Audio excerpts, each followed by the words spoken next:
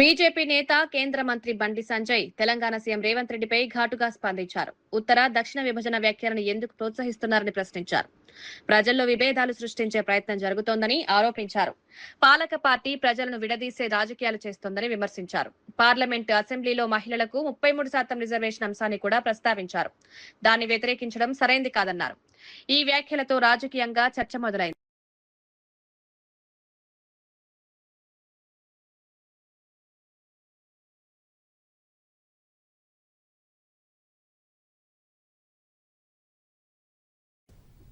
Delimitation process ఇంకా start కాలేదు. ఇప్పుడు యథాస్థితిగా ఉన్నటువంటి ఒక పెరిగే దాంట్లో 33% దేశవ్యాప్తంగా మహిళలకు చట్టసభలో ఫస్ట్ టైం రిజర్వేషన్ రాబోతున్నది.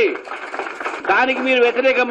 ఆ 33% ఉమెన్ కు రావద్దని మీ అంతా వ్యతిరేకం మీరు చేస్తున్నది.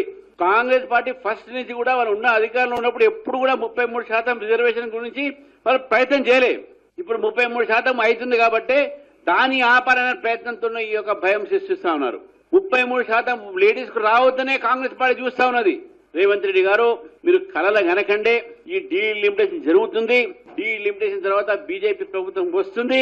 మీరు అపోజిషన్ లో కూడా ఉండరని చెప్పేసి కూడా నేను చెప్తా ఉన్నాను.